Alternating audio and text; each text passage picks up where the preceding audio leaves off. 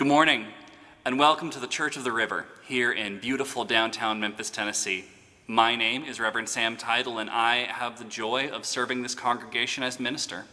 I want to extend a very special welcome this morning to our beloved friends in the UU congregation in Ann Arbor, Michigan. We have been worshiping together for, Chris, correct me if I'm wrong, it's been over a year, right?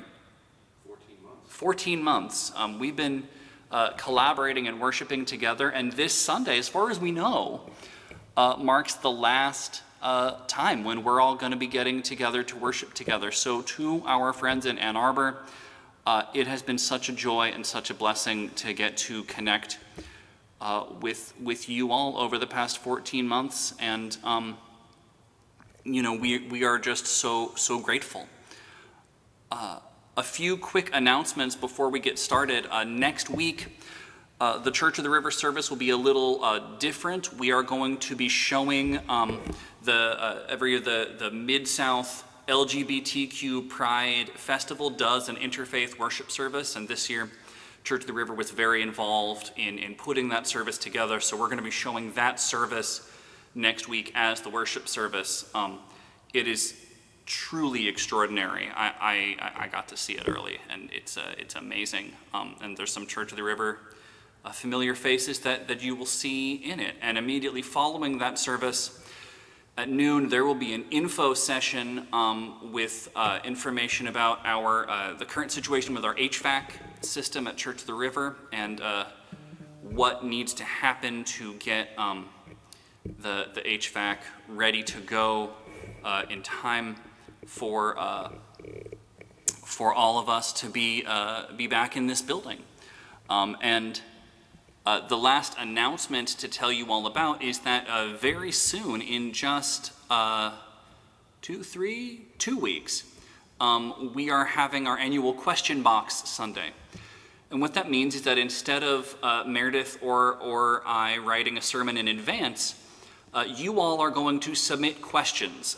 These questions can be, about theology, about religion or life, or, about Star Wars or the Red Sox or Air Jordans, which I think I know much more about those things than about theology, religion, or life. But whatever you want to ask a question about, you submit that, and Meredith and I will try to answer as many of them as we can on the spot, off the cuff, in sort of micro sermons. So there, on our Church of the River e-blast, there was a link that got sent out this week where you can submit a question.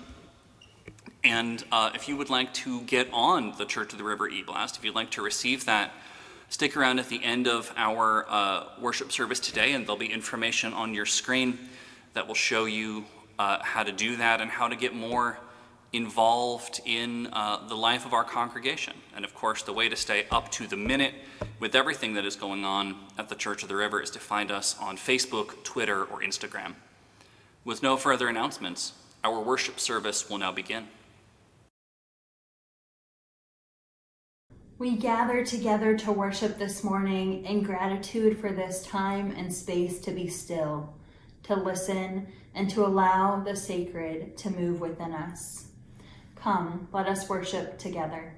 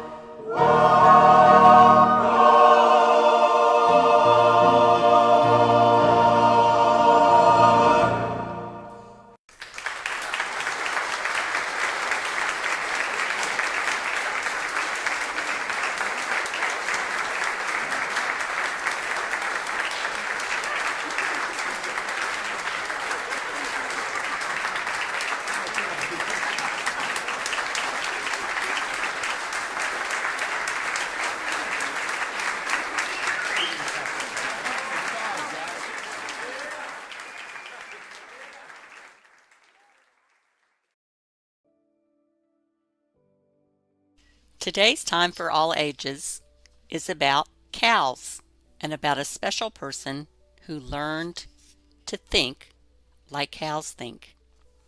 Our story is The Girl Who Thought in Pictures, the story of Dr. Temple Grandin. If you've ever felt different, if you've ever been low, if you don't quite fit in, there's a name you should know. Temple Grandin's that name. In her tale you'll find glory. So get ready, get set for this cowgirl's true story. In the city of Boston, one hot summer day, a sweet baby was born. It was Temple. Hooray! Unique from the start, an unusual girl, she loved spinning in circles and watching things twirl. But some things she hated, like certain loud sounds, or bright crowded places, large cities and towns.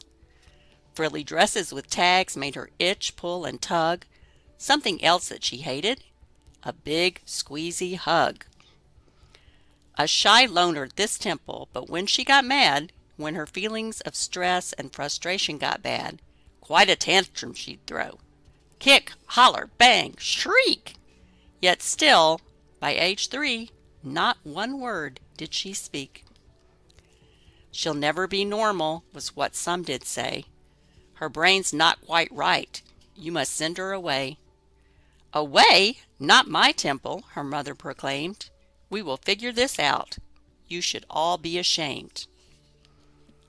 Then little by little, though sometimes she balked, special teachers helped Temple, and one day she talked. And that little thing with her brain, it was autism, see? She was different, not less. They all finally agreed. Like most kids her age, she loved ice cream and art. But the way Temple thought, that's what set her apart. If something was mentioned, for instance, a fly, in her mind she'd see dozens of photos buzz by. When the time came for school, let's just say that was hard. Kids taunted and chased her all over the yard. They picked on poor Temple. How crazy it drove her. They teased her for saying things over and over, and over and over. Until finally she snapped. Yes, she did. Lost her cool. Threw a book at a kid and was kicked out of school. No one really got Temple. But well, then again, the truth of it was, Temple didn't get them. You need time away, said her mom. That's what's best. You'll go visit your aunt on a ranch way out west. And guess what? Fitting in on a farm was less stress, since the pigs didn't care if her hair was a mess. Quite a sweet spot she had for the cows in their herds, such big, gentle beasts who knew nothing of words. As she watched her new friends, a thought popped in her head. These cows think like me, in pictures instead. At a new school that fall, Temple found more support, and a teacher who taught her, you'll never fall short. When you find what you're good at, like science, you'll soar. And that teacher was right. He had opened a door. So she built a machine like she'd seen on some farms, an invention that hugged her with boards and not arms. It worked. She had done it. From memory, it's true. And just like the cows, it made Temple calm too. I'm special, she thought, like a bright shooting star. My attention to details could help me go far. Through her studies, she learned there were farms not so kind. I will help them, she said. Some solutions she'll find. And then something cool. Can you guess? Could it be? Off to college she went. A degree? She earned 3. And though ladies weren't experts on farms at the time, do you think that stopped Temple? No way. She did fine. She stepped through that door and went forward, no tears. She took on the world, but at times she had fears. Because some things were scary, like people she'd meet, who'd ignore her ideas and, well, wouldn't be sweet. But she never gave up, learned her stuff through and through, like why cattle will circle and what makes them moo. To build better farms was her goal. She would do it. Be kind to our creatures. They have feelings. She knew it. And slowly but surely she changed many minds, until farm after farm built her awesome designs. Word spread about Temple, her feats not so small. Temple Grandin, she's grand. She's the grandest of all. Now for these things and more, she won honors and prizes, and a movie was made. But the biggest surprise is that girl with the future that couldn't be bleaker. Yes, the once silent girl, she is now a big speaker. Today she spreads hope with her stories and speeches. From New York to Sydney to Rome, Temple teaches. Each person is special, so unique are our minds. This world needs your ideas. It takes brains of all kinds. So here is the lesson. Feeling odd or offbeat? Being different might just be what makes you so neat. Don't let doubt hold you back, not for 1 minute more. Stand tall and like Temple, march right through that door.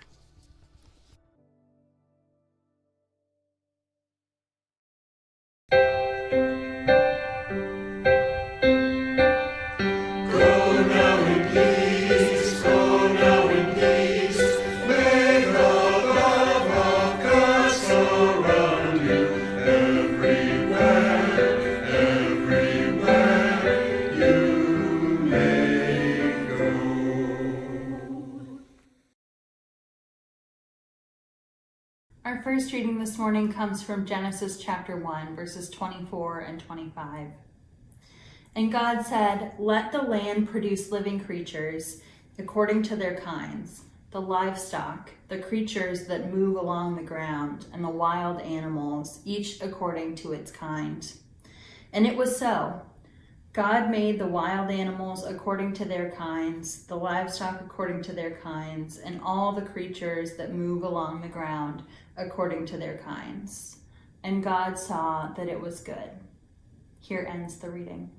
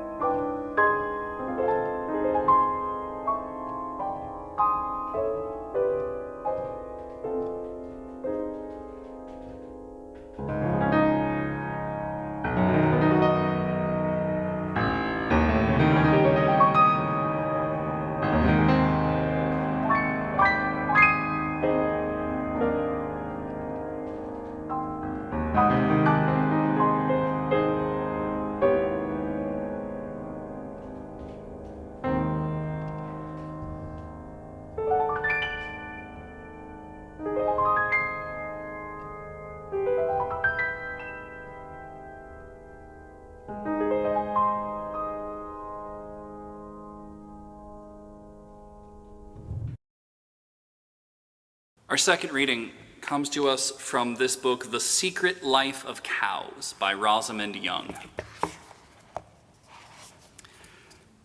It is perhaps easier to assume that animals have no feelings. They can then be used as generators of profit without any regard being given to their actual needs, as satisfying those needs is allegedly not worth the cost. Happy animals grow faster, stay healthier, cause fewer problems, and provide more profit in the long run when all factors, such as the effect on human health and the environment, are taken into account. W.H. Hudson said, "Bear in mind that animals are only unhappy when made so by man." Bovine needs are in many respects the same as human ones: freedom from stress, adequate shelter, pure food and water, liberty to exercise, to wander about, to go for a walk, or just stand and stare. Every animal needs congenial company of its own species, and a cow needs to be allowed to enjoy her rights in her own way, in her own time, and not according to a human timetable. The number of different ways a calf may be treated is no fewer than the number of ways a child may be treated. Most people believe that children need a stable environment with warmth and comfort, good clothes and shoes, food and drink, interesting diversions, friends of their own age, and adults to guide them, and above all, to love them. We do not expect a well-balanced adult to emerge from a neglected, ill-nourished, lonely, frightened child. I believe we should apply the same logic to farm animals. The quality of the food and of the overall environment of any living creature will determine its potential in later life.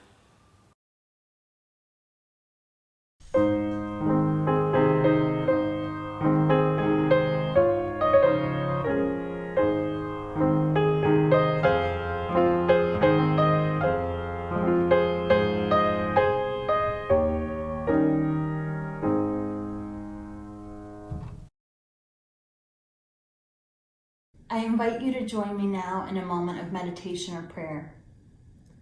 Loving God, Spirit of life, mystery in which we live and move and have our being, draw near to us this morning and hear our prayers. We give thanks for rainfall and the way it lingers on blades of grass, glittering as the sun emerges. We give thanks for change, for new opportunities, new people, new ways of being and knowing that seem to pop up out of nowhere, right when we need them most. And we give thanks for UU community across distance that grounds us and holds us steady. We know that we are rooted in one another. Spirit of life, may we hold on to gratitude where we are able in this coming week.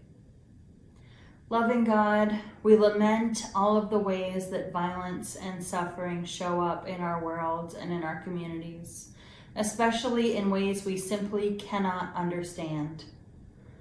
Be with us in our own hearts, in all the ways we have fallen short of the people we've wanted to be, in all the ways we've been too tired, been short with those we love, been disappointed in those we look up to, been quick to anger, and maybe not quick enough to apologize. Help us to live into our imperfections and to wake up the next day and try again.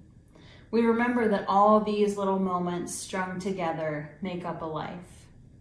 May it be so. Amen. Our second anthem this morning comes to us from a very special musical guest, a dear friend of ours here at Church of the River. Please welcome Peter Meyer.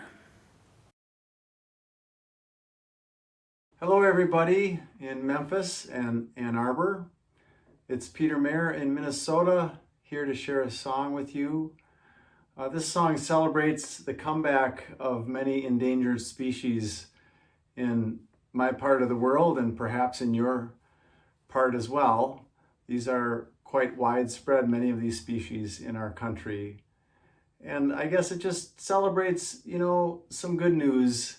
Oftentimes we hear bad news about the environment, but I think that when people pull together and really try to protect the environment and care for its inhabitants, good things can happen. So this song celebrates that. This is called Back Again.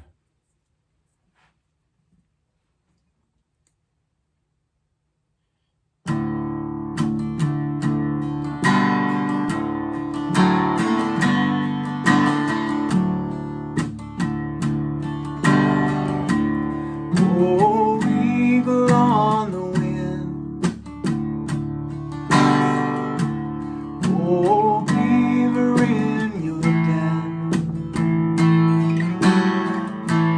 Oh, egret and osprey, bluebird and sandhill crane, trumpet, swan and peregrine, timber wolf upon the shore, mussels on the river floor. Oh, you towering white pine, needles whistling like chimes. Once we feared you were no more. Oh, we went into the wild, listened for your song. When we couldn't find you, we feared that you were gone. We gathered all our heavy hearts, worried hands, and said, we will love you, we will love you back again. We will love you back again.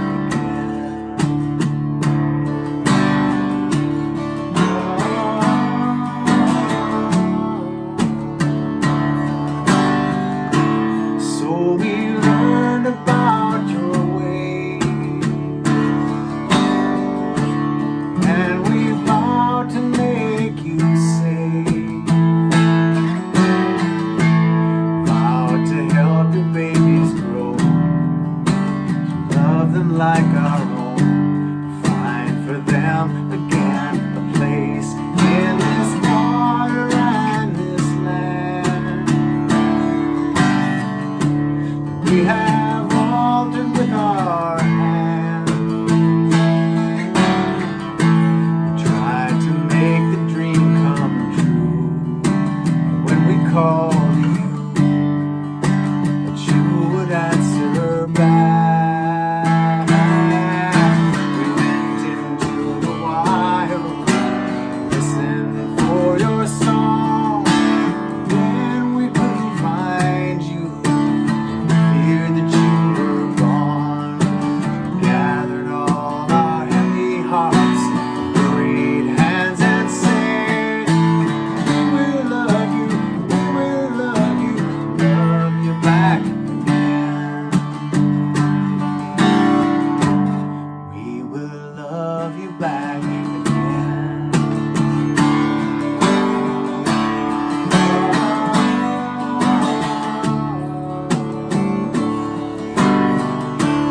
So eagle on the wind,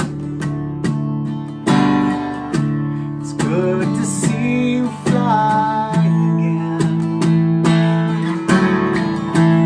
Good to see you breathe and live, see the beauty that you give, to see a future you are in. Forward paddle, fish and moves. There's so much we've yet to do, to keep your company, to protect and keep you free.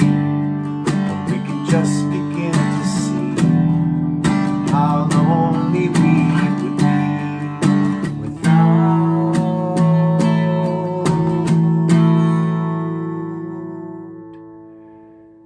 you.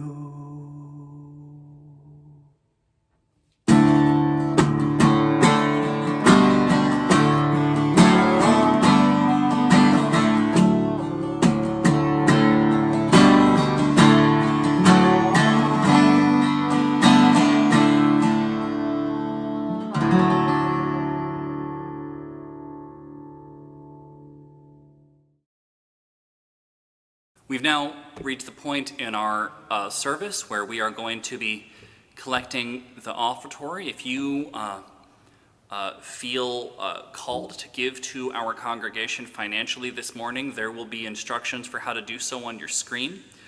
If you would like to give in a non-financial way, a great way to do that is to find us on social media, leave us a good review, and like and share what we post. The offertory for the care and sustenance of this congregation and its work will now be graciously given and received.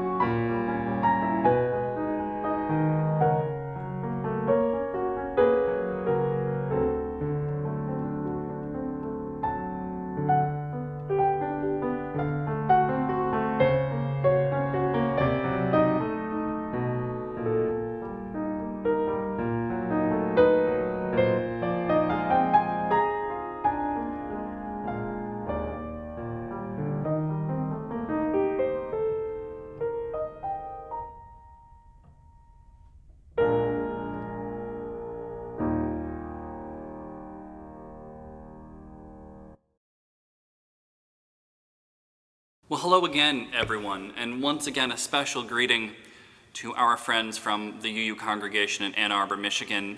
This week marks the last of our collaborative services that we're going to be doing together. I am so grateful to have gotten to worship with you all over the past 14 months. And I dearly hope that someday in the not too distant future that I will get the opportunity to come see you all in Ann Arbor again. This week is also the final service this has been a 4-part sermon series that we've been doing here in Memphis, where we're looking at the creation narrative from the first chapter of Genesis and the things that are created in the world in order. And we've been looking at an organism from each of the things that gets created on the different days. And I've been trying to find examples of those organisms that are a little more everyday, a little more mundane than what we might be excited to talk about in church, and trying to see what lessons they might have for us. So last week, my family went on a vacation to Galveston, Texas. Sandra and I both got to take a week away from our respective ministries, and we just got to hang out on the beach and recharge a little. And so one day we took a drive up to Houston, and we went and we walked around the Galleria Mall, which is this huge mall in the middle of Houston. It's big enough that it has a ice skating rink in the middle of it. And this guy came walking up to us at this mall, and he was part of sort of a new age spiritual community, and he was handing out books and pamphlets with information about his group. And so he approached Sandra and I, and he offered us one of his little books, and he said, "Hey, you guys look pretty spiritual." And Sandra and I just kind of froze, and we kind of looked at each other, and we looked at the guy. And, both of us, we had so many different responses that we wanted to say in response to his statement, that they all just kind of bottlenecked, and we didn't really say anything. Right? Sandra later told me that she wanted to say, "Oh, I'm sure you tell that to all the girls." And I couldn't decide. Part of me wanted to say, "I've never been so insulted in all my life." And part of me wanted to say, "Well, that's interesting. What does a spiritual person look like to you, sir?" But all of those comments ultimately would have had the opposite effect of what we would have wanted, which was for this guy to leave us alone as quickly as possible. So we both just we kind of muttered, "No, thank you," and sprint walked away. And as we were fleeing, I just kept thinking, this is why nobody likes us, right? This is why people in this country are leaving organized religion, especially smaller, newer religious movements like Unitarian Universalism and whatever this guy was into, right? Nobody wants to accept a religious resource that was thrust upon them by somebody who doesn't really know anything about them, and who apparently doesn't really care to know anything about them. But it was also just, kind of a funny thing, because he said, we look spiritual. And in a sense, he wasn't wrong, right? I mean, we're both ordained working ministers. But truth be told, I never know what to do with the concept of spirituality, especially with the concept of spirituality and what is spiritual as opposed to what is religious, right? I don't know that I could even really adequately define for you what does spiritual mean versus what does religious mean. It's very in vogue right now in professional religious circles to talk about the spirituality of new generations. It exists outside of religion, right? And people are spiritual and not religious. And what does it mean to be spiritual? Or, in the case of this guy at the mall, what does spirituality look like? And I don't have a good direct answer, but I do have a story that I can tell you. The first image of what spirituality looks like that I ever had was a painting of a cow that now hangs in my office at home. My dad bought the painting for $24 in the early 90s when we lived in Northern California at the store where he bought his chicken feed. We should be showing the painting now, but if you're a podcast listener, Church of the River will be posting the picture on our Instagram account later today. So if you want to know what Northern California is like, apparently somebody had come into the feed store and paid their bill with this painting. As in, they came in and they said, look, I don't have the money to pay you my chicken feed bill, which was presumably $24 or less, but I do have this painting of a cow. And somebody else said, yes, that is a totally normal thing. I would be happy to accept your payment in the form of this cow painting. And then my father walked in and said, all of this makes sense to me. I'm going to reward this behavior and purchase this painting of this cow. And he hung this painting up in the kitchen in our house, and it stayed there for most of my childhood. And it is objectively a very strange painting. Right? My mom tried to throw this painting away every time we moved, and every time my dad or I would rescue it. But it's strange. And the more you look at it, the stranger it gets, right? The anatomy does not work in so many ways. The house in the background is kind of melting into the hill. And, I couldn't begin to tell you what kind of tree that is. But when I was a little kid, my dad and I would sit there and we would look at the painting while we were eating breakfast, and we would talk about the cow. And, my dad would say, what do you think the cow is thinking about? How do you think the cow feels? And, I would say, I think the cow looks very calm. And he would say, yeah, I think it looks very peaceful. He would say, I think the cow is meditating on a lot of things, and that cow has figured a lot of things out that we humans still don't understand and maybe never will.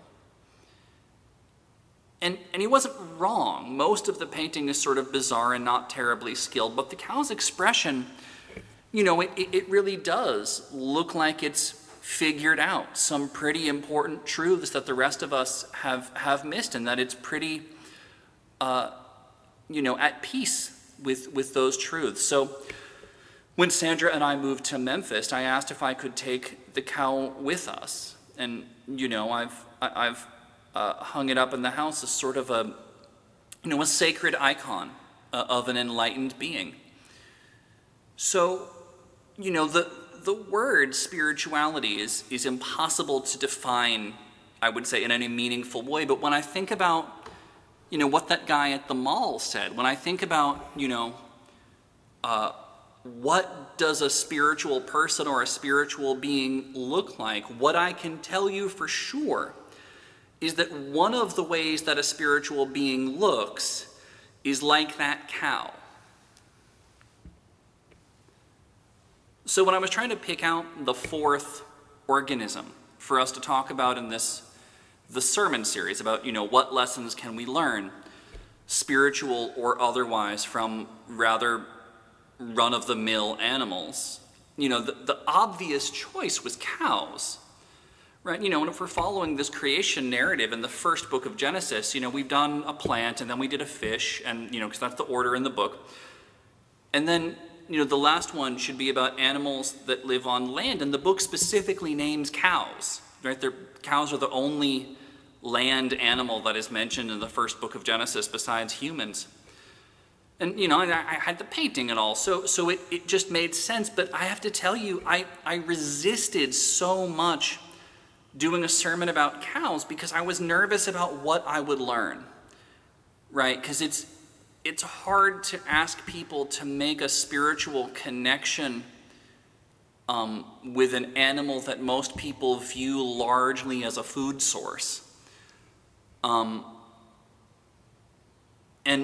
you know, especially if I don't intend to tell you all that you shouldn't eat this animal, which I don't, right? Being a vegetarian or a vegan is a choice that works really well for many people, but it is beyond the scope of my role to tell you what kind of things you should or shouldn't eat. And with that said, I have to tell you, you know, having done a bit of reading about cows and specifically about the relationship between cows and humans, the way that cows and humans interact really is often pretty grim, right? The way we humans treat domesticated animals that are destined to be food, definitely including cattle, especially in this country, it can be difficult to defend, right? It's not uncommon for cows to be raised and farmed in settings where their lives are pretty miserable from beginning to end, where they never get to go outside or move around or interact with other cows. And, you know, this obviously seriously diminishes the cow's health and its cognitive abilities. And for what it's worth, you know, the milk and the meat that they produce are demonstrably, considerably inferior to those of cows that were allowed to walk around and lead natural lives. And, you know, by contrast, cows that are allowed a greater degree of independence and who are allowed to live in an environment in which they can thrive have shown themselves to be remarkably intelligent and to have personalities and preferences and community bonds based on common interests. And, you know, when I think about that cow painting that I grew up with, that cow does appear to be outdoors, making its own choices and living its own truth. And so when I think about human beings, I think we work in largely the same way. We talk about why people are moving toward a life of, you know, more abstract spirituality and away from organized religion. I think it happens for the same reasons. And just for a minute also, we should talk about this phrase, organized religion.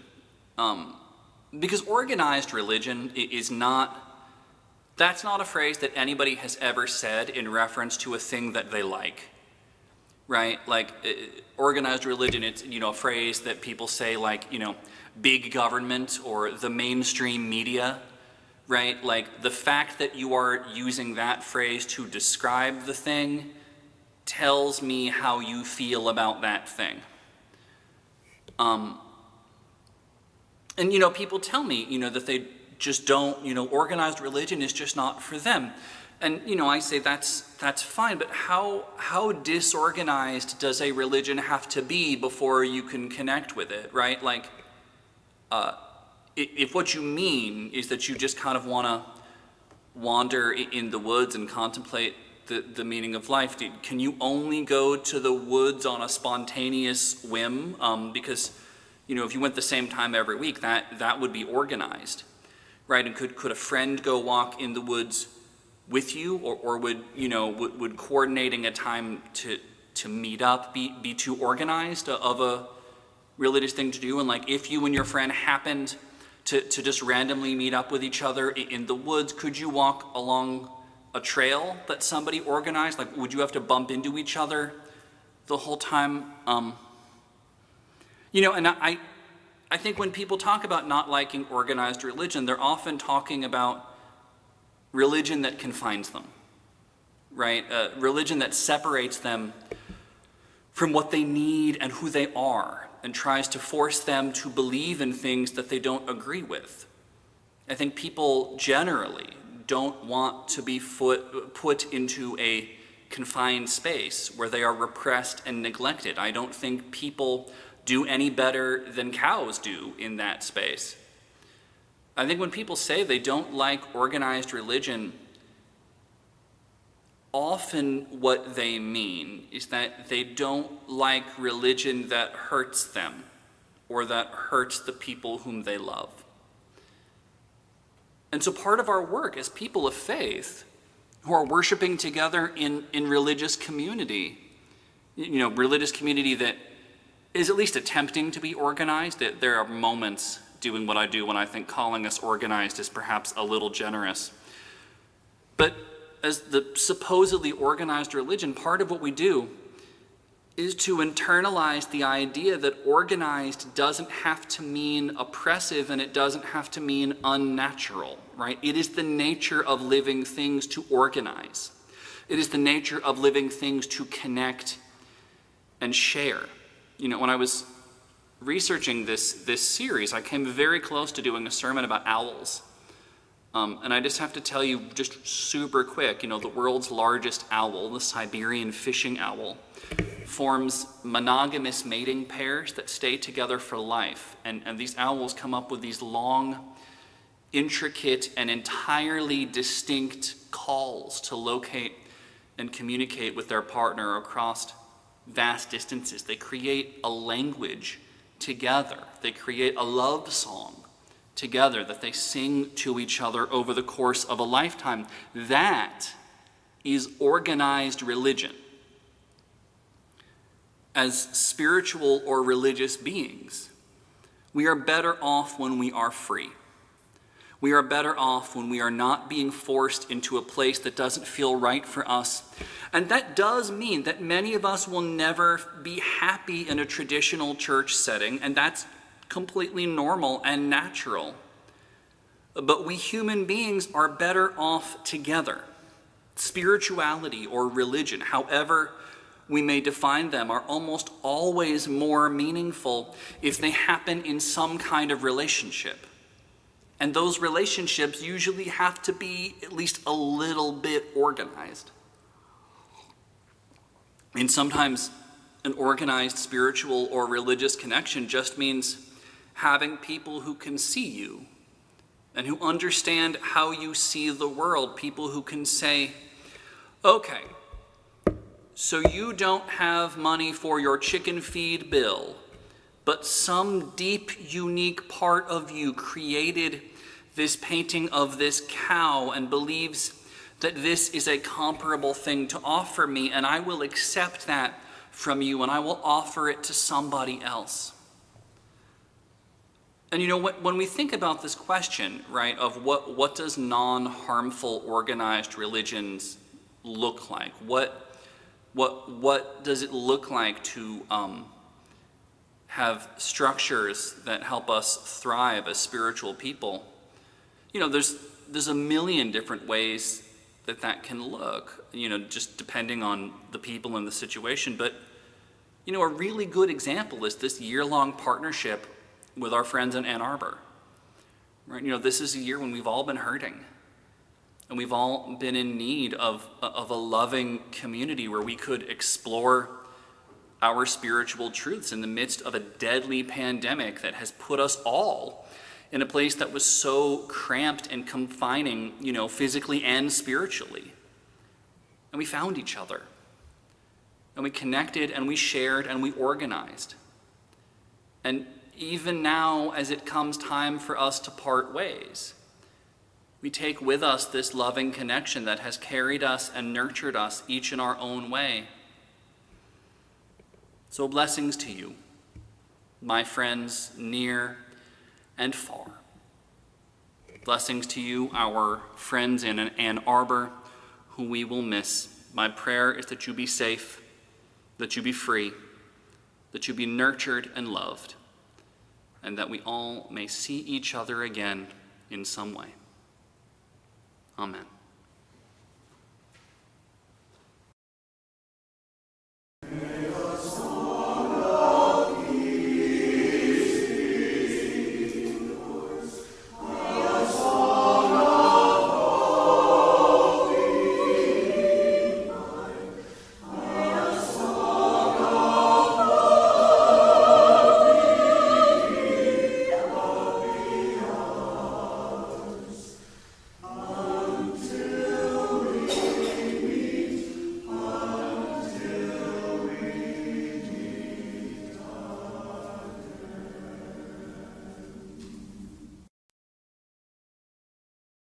Go, encounter the world at its ugliest until you find beauty. Go encounter the world at its cruelest until you find compassion. Go encounter yourself at your worst until you find that you are a beloved child of God. Go in peace, and amen.